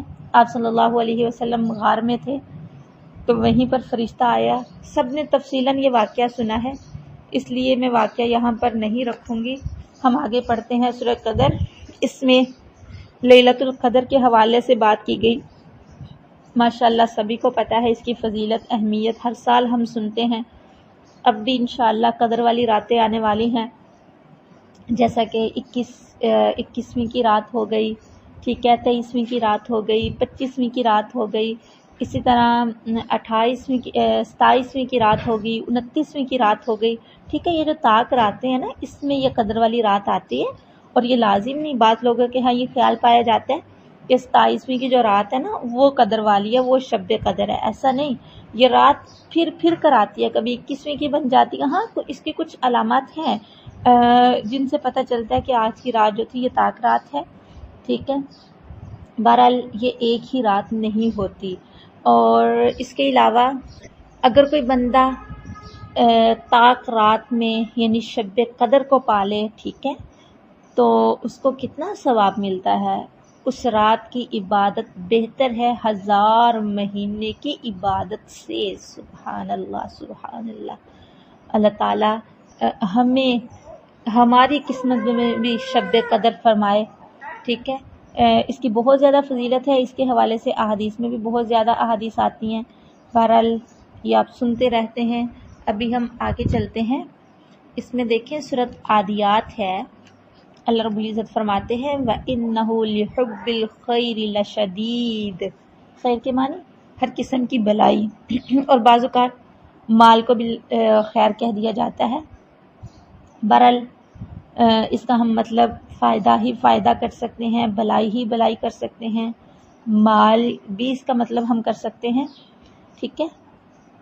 تو بہرحال اللہ تعالیٰ نے ان آیات میں مختلف قسمیں کھا کر انسان کے متعلق دو باتیں کہیں۔ ایک یہ کہ وہ بہت ہی ناشکرا ہے، مصیبتوں تکلیفوں کو یاد رکھتا ہے، نعمتوں اور احسانات کو بھول جاتا ہے۔ ایسے ہوتا ہے نا، عورت کے اندر یہ ناشکرا پن زیادہ پایا جاتا ہے، جتنی مرضی آسائشیں اس کے شوہر نے دی ہوں، کوئی تھوڑی سی اس سے مسٹیک ہو جائے بس میں نے تو اس گھر میں سکون دیکھا ہی نہیں ہے۔ بہرحال ناشکرا پن انسان کے اندر رکھا گیا ہے، اس کو ہم دور کر سکتے ہیں، ٹھیک ہے، یہ ہماری طاقت میں ہے، ہماری استطاعت میں ہے، وہ الگ بات ہے، ہم دور نہیں کرنا چاہتے۔ بہرحال اللہ تعالیٰ نے گھوڑوں کی قسمیں کھا کر انسان کے متعلق دو باتیں کہی ہیں، ایک تو وہ ناشکرا ہے، مصیبتوں اور تکلیفوں کو یاد رکھتا ہے، نعمتوں کو بھول جاتا ہے۔ دوسرا یہ کہ وہ مال کی محبت میں شدید ہے، ٹھیک ہے۔ یہ دونوں باتیں شرعاً اور عقلاً مذموم ہے، ٹھیک ہے۔ ان میں انسان کو ان مذموم خصلتوں پر متنبہ کیا گیا ہے، ٹھیک ہے، جو اللہ تعالیٰ کو ناپسند ہے۔ ناشکری کا مذموم ہونا تو بالکل ظاہر ہے، اور مال کی محبت کو جو مذموم قرار دیا، حالانکہ مال ایک ایسی چیز ہے جس پر انسانی ضروریات کا مدار ہے، خاص طور پہ آج کا جو دور چل رہا ہے۔ پہلا دور ایسا تھا کہ اتنی مال کی ضرورت نہیں ہوتی تھی، پیسہ روپے کی ضرورت نہیں ہوتی تھی، لیکن آج کا دور ایسا چل رہا ہے کہ اس میں جو چیز بھی آپ کو چاہیے اس کے لیے آپ کو پیسہ دینا پڑتا ہے۔ تو پھر اب کیا کیا جائے؟ بالکل مال کو چھوڑ دیا جائے، ٹھیک ہے، اس کو کمایا نہ جائے؟ نہیں، بلکہ مال کو بقدر ضرورت کمانا، ٹھیک ہے، یہ فرض ہے۔ تو مال کی محبت کا مذموم ہونا، ٹھیک ہے، یہ بھی یہاں پر اب بیان کر دیا گیا۔ ان ساری چیزوں کو اگر ہم مد نظر رکھیں نا تو ہمیں یہ پتہ چلتا ہے کہ مال کی محبت میں ایسا انسان پڑ جائے کہ اللہ تعالیٰ کے احکامات سے غافل ہو جائے، حلال و حرام کی پرواہ نہ رہے، پتہ ہی نہ چلے میں کہاں سے کما رہا ہوں، کہاں پہ خرچ کر رہا ہوں، تو یہ چیز مذموم ہے، ٹھیک ہے۔ اور اگر انسان کماتا ہے اپنے لیے، اپنی فیملی کے لیے، اپنی ضروریات زندگی پوری کرنے کے لیے، لیکن وہ اس میں اللہ تعالیٰ کے احکامات کو نہیں چھوڑتا، احکامات سے غافل نہیں ہوتا، حلال کو حلال، حرام کو حرام سمجھتا ہے، ٹھیک ہے، پھر یہ اس کی جو محبت ہے وہ مذموم نہیں ہے۔ اس کی مثال آپ یوں سمجھیں کہ جیسے انسان پیشاب پخانے کی ضرورت کو پورا بھی کرتا ہے، ٹھیک ہے، اس کا اہتمام بھی کرتا ہے، مگر اس کے دل میں محبت نہیں ہوتی، بیماری میں دوا بھی پیتا ہے، آپریشن بھی کراتا ہے، مگر دل میں ان چیزوں کی محبت نہیں ہوتی، بلکہ بدرجہ مجبوری کرتا ہے۔ اسی طرح اللہ کے نزدیک مومن کو ایسا ہونا چاہیے کہ بقدر ضرورت مال کو حاصل بھی کرے، اس کی حفاظت بھی کرے، اور جو ضرورت کے مواقع ہیں ان میں اس مال سے کام بھی لے، مگر دل اس کے ساتھ مشغول نہ ہو۔ اللہ تعالی ہمیں ایسا ہی بنا دے۔ اس کے بعد ہے سورۃ تکاثر۔ اللہ فرماتے ہیں الہاکم التکاثر، تکاثر کثرت سے ہے، معنی کثرت کے ساتھ مال و دولت جمع کرنا، ٹھیک ہے، یعنی انسان حلال، ناجائز، حرام، جیسے بھی اس کے سامنے بس آتا ہے، کوئی طریقہ آتا ہے مال جمع کرنے کا، وہ اس میں لگ جاتا ہے، ٹھیک ہے، کثرت چاہتا ہے، حتیٰ کہ قبروں میں پہنچ جاتا ہے، قبر میں پہنچ جاتا ہے یہی مال و اولاد کی کثرت چاہتے چاہتے۔ اللہ تعالیٰ فرماتے ہیں کہ یہ جتنی بھی نعمتیں اللہ تعالیٰ نے دی ہیں نا، اللہ ان کے متعلق سوال کرے گا، ٹھیک ہے، یہ جو اللہ تعالیٰ نے نعمتیں دی ہیں، مال و دولت عطا کیا، یا جو بھی اللہ تعالیٰ نے جو نعمت بھی اللہ تعالیٰ نے انسان کو عطا کی، اللہ ہر چیز کے متعلق انسان سے سوال کریں گے کہ انسان نے ان کو کہاں پہ لگایا، اللہ کی نافرمانی میں تو خرچ نہیں کیا۔ اس کے بعد سورۃ عصر ہے، اس میں اللہ تعالیٰ فرماتے ہیں تمام انسان خسارے میں ہے۔ ہاں، کچھ لوگ ایمان والے ہیں، نیک عمل کرنے والے ہیں، اور وہ صرف ایمان اور عمل ہی خود نیک نہیں کرتے بلکہ ساتھ ساتھ اوروں کو بھی تلقین کرتے ہیں، ٹھیک ہے، ایسے لوگ خسارے میں نہیں ہیں۔ اس کے بعد دیکھیں تو سورۃ ہمزہ ہے، سورۃ ہمزہ میں اللہ تعالیٰ نے 3 گناہوں پر عذاب شدید کی وعید سنائی۔ ایک، تانا دینے والے، یعنی تانا دینا، عیب نکالنا، ٹھیک ہے، مال سمیٹنا، مال کو گن گن کے رکھنا، رب کے راستے میں خرچ نہ کرنا۔ یہ 3 کام ایسے ہیں، 3 ظلم ایسے ہیں، 3 گناہ ایسے ہیں کہ ان پر عذاب شدید ہے۔ اس کے بعد سورۃ فیل ہے، اس میں واقعہ فیل کی طرف اشارہ کیا گیا۔ یہ واقعہ اس سال پیش آیا جس سال اللہ کے نبی صلی اللہ علیہ وسلم کی ولادت مکہ مکرمہ میں ہوئی، اور بہرحال تب یہ واقعہ پیش آیا کہ کوئی کافر تھا ابرہ نامی، تو اس نے یہ سوچا کہ وہ بیت اللہ پہ حملہ کرے گا، اپنی فوج کو لے کے آیا، ہاتھیوں کے ساتھ آیا، بڑی تیاری کے ساتھ آیا، تو اتنی تیاریوں کے ساتھ آیا کہ جو مکہ میں رہنے والے تھے، مشرکین مکہ جو حرم کے معاملات سنبھالنے والے تھے، وہ بھی ایک طرف ہو گئے۔ انہوں نے بھی کہا کہ اللہ کا گھر ہے، اللہ خود ہی بچائے گا۔ پھر اللہ تعالیٰ نے بچایا، اتنے بڑے بڑے ہاتھی لے کے آیا، اللہ تعالیٰ نے چھوٹے چھوٹے پرندے بھیجے، ان پرندوں نے اپنی چونچوں سے چھوٹے چھوٹے کینکر مارے، کینکر نیچے پھینکے، اور وہی کینکر ان کے لیے ایٹم بم بن کے ان کو لگے، اور پھر اللہ تعالیٰ نے ان کو تباہ و برباد کر دیا، نیست و نابود کر دیا، بالکل ختم کر دیا۔ اس کے بعد دیکھیں سورہ نصر ہے، اس میں اللہ رب العزت فرماتے ہیں، یہ ایسی صورت ہے جو آخر میں اتری، ٹھیک ہے، اس میں اللہ تعالیٰ نے بشارت دی ہے کہ ایک وقت آئے گا جس میں اللہ کی مدد آئے گی، اللہ کا فتح آ جائے گی، یعنی بہت سارے لوگ ایمان لے آئیں گے، اسلام کو قبول کر لیں گے۔ آپ دیکھیں گے کہ لوگ فوج در فوج اسلام میں داخل ہو رہے ہیں۔ پھر اللہ تعالیٰ نے اپنے نبی صلی اللہ علیہ وسلم کو مخاطب کرتے ہوئے کہا فَسَبِّحْ بِحَمْدِ رَبِّكَ وَاسْتَغْفِرْ، تو پاکی بیان کر اپنے رب کی حمد کے ساتھ، اور گناہوں سے بخشش مانگ، بے شک وہ بہت توبہ کرنے والا ہے، توبہ قبول کرنے والا ہے۔ حضرت عائشہ صدیقہ رضی اللہ تعالیٰ عنہا فرماتی ہیں کہ اس صورت کے نازل ہونے کے بعد رسول اللہ صلی اللہ علیہ وسلم جب کوئی نماز پڑھتے تو اس میں یہ دعا پڑھا کرتے تھے، سبحانک ربنا وبحمدک اللہم اغفر لی۔ تو حضرت ام سلمہ رضی اللہ تعالیٰ عنہ فرماتی ہیں کہ اس صورت کے نزول کے بعد اٹھتے بیٹھتے جاتے آتے ہر وقت میں یہ دعا پڑھا کرتے تھے، سبحان اللہ وبحمدہ استغفر اللہ واتوب الیہ۔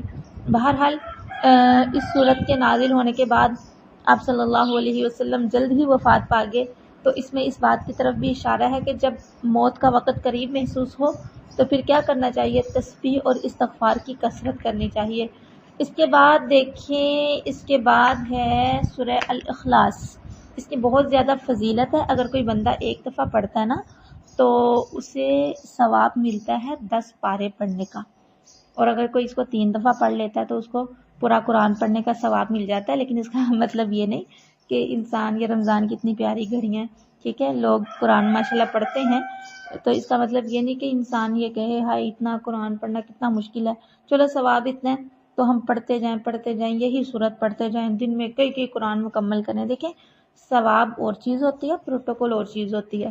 مثال کے طور پہ مجاہدین جو ہیں، ٹھیک ہے، وہ بھی جنت میں جائیں گے، ان کا جو درجہ ہے وہ اس عورت کو بھی ملے گا جو بچہ جننے کے وقت فوت ہو جائے، ٹھیک ہے، بچے کی پیٹ کی وجہ سے جو فوت ہو جائے، یا ایسے لوگ جو جل کر فوت ہو جائیں، یعنی کچھ ایسے لوگ ہیں کہ ان کے کچھ اعمال ہیں ایسے کہ جو مجاہدین کے مرتبے کو پہنچانے والے ہیں۔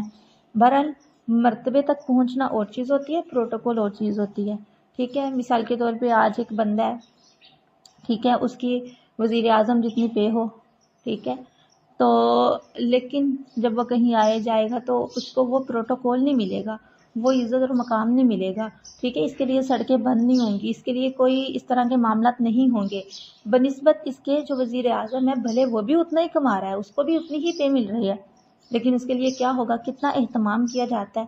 آپ آج کے دور کو مد نظر رکھ کے خود دیکھیں نا، تو اس سے ہمیں کیا پتہ چلتا ہے کہ پروٹوکول اور چیز ہوتی ہے، ویسے پیسہ اور چیز ہے۔ بالکل اسی طرح پروٹوکول اور چیز ہے، ٹھیک ہے، برابر کا ہونا اور چیز ہے، لیکن اس درجے اور مقام کو پہنچنا اور چیز ہے.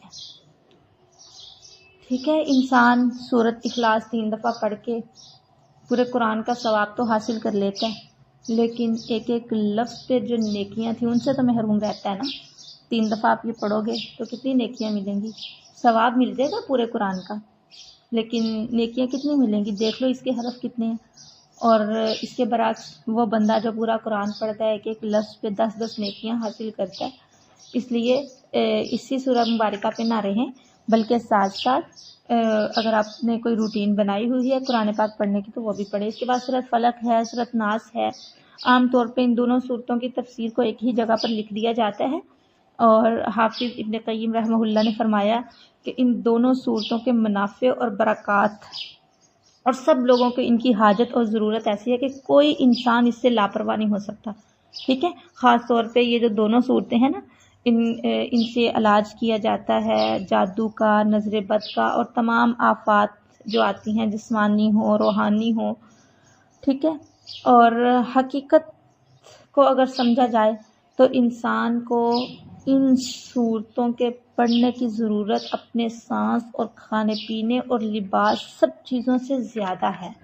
ٹھیک ہے، تو بہرحال اگر کوئی بھی قسم کی پریشانی ہے، ٹھیک ہے، جادو ہے یا حسد کا مسئلہ ہے یا نظر بد کا مسئلہ ہے، جو بھی ہے، آپ یہ دونوں صورتیں پڑھ کے دم کریں، انشاءاللہ اللہ کی توفیق سے آرام ملے گا. یہ دونوں صورتیں ہر قسم کی دنیاوی اور دینی آفات سے حفاظت کا مضبوط قلعہ ہے. انشاءاللہ جو پڑھے گا اس کو آرام ملے گا. اللہ کے نبی صلی اللہ علیہ وسلم کے بارے میں آتا ہے کہ جب کوئی بیماری آپ کو پیش آتی تو آپ یہ دونوں صورتیں پڑھ کر اپنے ہاتھوں پر دم کر کے سارے بدن پر پھیر لیتے تھے. تو حضرت عائشہ فرماتی ہیں جب مرض وفات میں آپ کی تکلیف بڑھی تو میں یہ صورتیں پڑھ کر آپ کے ہاتھوں پر دم کر دیتی تھی اور آپ اپنے تمام بدن پر پھیر لیتے تھے. بہرحال ہم اس کو دعا کے طور پہ بھی استعمال کر سکتے ہیں اور اس کو دوا کے طور پہ بھی استعمال کر سکتے ہیں. اس میں اللہ تعالیٰ کی پناہ مانگی گئی ہر اس چیز سے جو انسان کو تکلیف پہنچاتی ہے. ٹھیک ہے، ہر قسم کی شر سے اور حسد سے، خاص طور پہ حسد. ٹھیک ہے، حسد کے بارے میں پہلے بتا چکی ہوں کہ حسد کس کو کہتے ہیں اور اس کے ساتھ کتنا بڑا نقصان انسان کو ملتا ہے. بہرحال یہ صورتیں ہمارے لیے بہت ہی زیادہ اہم ہیں. یہاں پر میں وہ باریک سا نقطہ آپ کے سامنے ضرور رکھنا چاہوں گی جو کہ مفتی شفیع عثمانی مفتی محمد شفیع صاحب ہیں، ان کی معارف القرآن میں ذکر کیا گیا ہے. وہ لکھتے ہیں، میں انہی کے الفاظ آپ کے سامنے بولوں گی. وہ لکھتے ہیں کہ سورۃ فلق میں تو اللہ تعالیٰ وہ کہتے ہیں سورۃ فلق میں تو اللہ تعالیٰ جس کی پناہ مانگی گئی اس کی صرف ایک صفت پر اکتفا کیا گیا، یعنی قل اعوذ برب الفلق کہا گیا. اور جن چیزوں سے پناہ مانگی گئی وہ بہت زیادہ ہیں. ٹھیک ہے، جن کو پہلے کہا من شر ما خلق. ٹھیک ہے، اس میں ساری چیزیں آ گئی تھی. پھر ان میں سے خاص 3 آفات جو تھی ان کو الگ کر دیا گیا. ٹھیک ہے، اور سورۃ ناس میں جس چیز سے پناہ مانگی گئی وہ تو صرف ایک ہی ہے، یعنی وسواس. اور جس کی پناہ مانگی گئی اس کی اس جگہ 3 صفات بیان کر کے پناہ کی دعا کی گئی. تو اس سے یہ معلوم ہوتا ہے کہ شیطان کا جو شر ہے نا سب شرور و آفات سے بڑا ہوا ہے. اول تو اس لیے کہ وہ آفات اور مصائب کا اثر تو انسان کے جسم اور دنیاوی امور پر پڑتا ہے. ٹھیک ہے، جن سے پناہ مانگی گئی سورۃ فلق میں، بخلاف شیطان کے کہ یہ انسان کی دنیا اور آخرت دونوں کو اور بالخصوص آخرت کو تباہ کرنے کی فکر میں زیادہ ہوتا ہے. اسی لیے اس کا جو نقصان ہے نا یہ سخت ہے. دوسرا یہ کہ دنیا کی آفات کا تو کچھ نہ کچھ علاج مادی بھی انسان کے قبضہ میں ہوتا ہے اور وہ کرتا رہتا ہے، بخلاف شیطان کے کہ اس کے مقابلے میں کوئی مادی تدبیر انسان کے بس کی نہیں ہے. وہ تو انسان کو دیکھتا ہے، انسان اس کو نہیں دیکھتا. ٹھیک ہے، وہ انسان کے باطن میں غیر معلوم طریقہ پر تصرف کرنے کی قدرت رکھتا ہے. یعنی انسان کے اندر یہ چیز ہے کہ وہ انسان کے نفس میں جا کے وسوسہ ڈال سکے، اور اس کا علاج صرف اللہ تعالیٰ کا ذکر اور اس کی پناہ لینا ہے. بہرحال انسان کا جو دشمن ہے نا یہ انسان بھی ہے اور شیطان بھی ہے. انسان جو ہے، انسانی جو دشمن ہے اس کا حل یہ ہے کہ ہم اس کے ساتھ اچھے اخلاق کا مظاہرہ کریں، ٹھیک ہے۔ تو اور جو شیطان ہے تو اس کا حل کیا ہے؟ اللہ تعالیٰ کی پناہ میں آنا۔ بہرحال الحمدللہ بفضل اللہ تعالی آج ہمارا دورہ تفسیر القرآن مکمل ہوا۔ یہ آخری پارہ تھا اور سورہ ناس آخری صورت تھی۔ اگر ہم دیکھیں تو قرآن پاک کو اللہ تعالیٰ نے سورۃ الفاتحہ سے شروع فرمایا، جس کا خلاصہ اللہ تعالیٰ کی حمد و ثنا کے بعد اس کی مدد حاصل کرنا، اس سے صراط مستقیم کی توفیق مانگنا ہے۔